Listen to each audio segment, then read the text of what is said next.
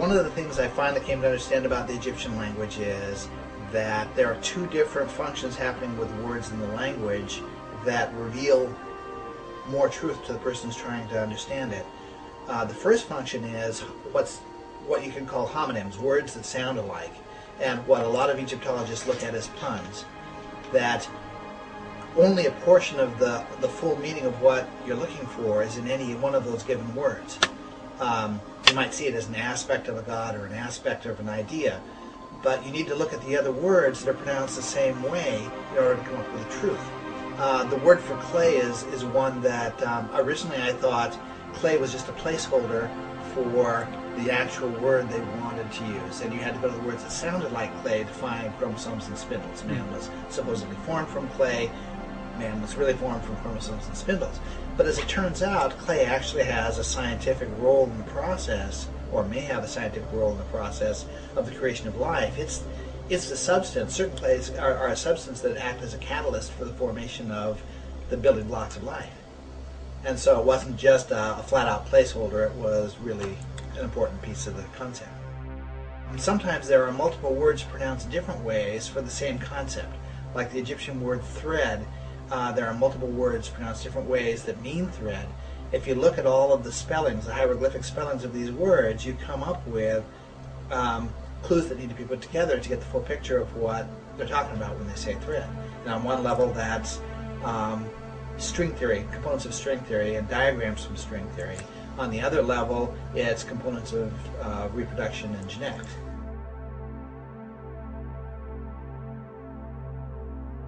Two main cult centers, or two main religious centers in Egypt, Hermopolis and Heliopolis.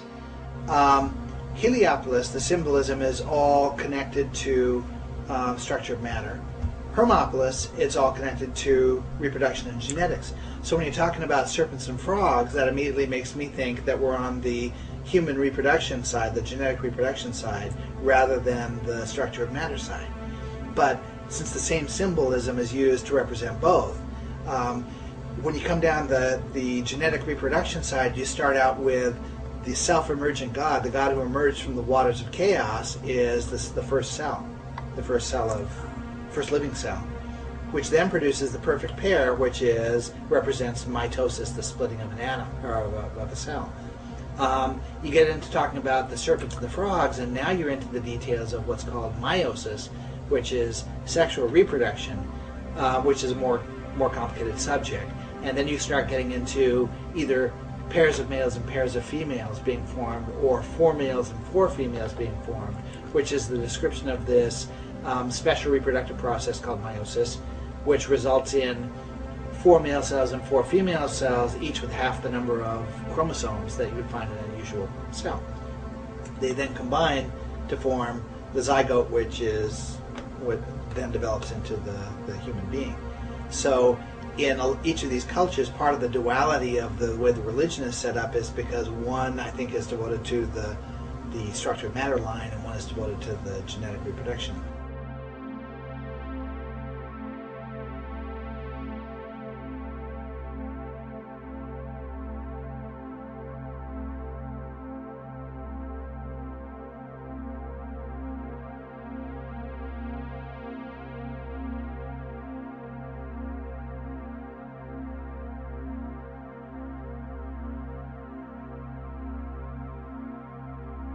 In that final storyline, the acquisition of the skills of civilization, the symbols are not being used symbolically, they're being used as mnemonic devices. They're being used as ways of helping people remember what it is they're talking about.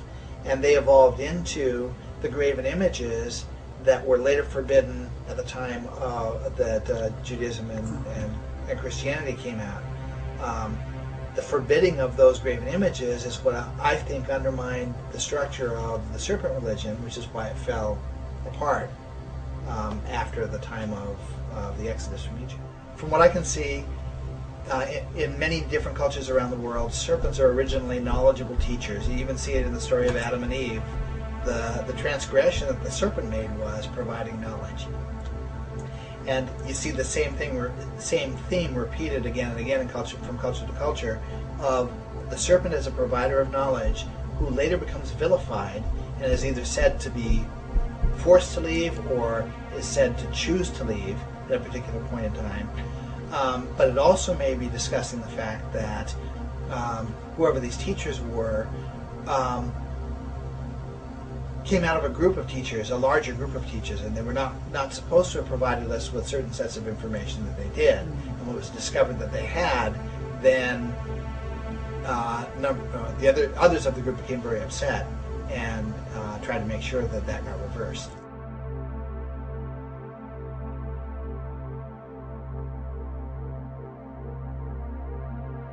Temple's book was something of a bestseller in its day.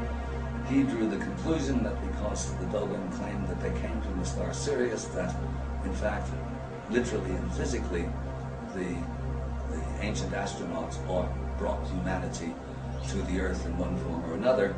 But this is, without going into an argument here, this is only one of the possibilities. The fact is that the Dogons, that Sirius worship was a major factor in the Dogon cosmology. Scranton found that interesting, but his interest was in the cosmology himself. From my point of view, part of what created the tangled knot of information out of Robert Temple's book. Robert Temple's book made some statements that scientists came back and then refuted, and what you're left with is a tangle of information that, depending on the point of view you look at it, you might want to believe, you might not want to believe. Part of what contributed to that was the choice to carry his description to the teachers rather than just limiting it to what was taught.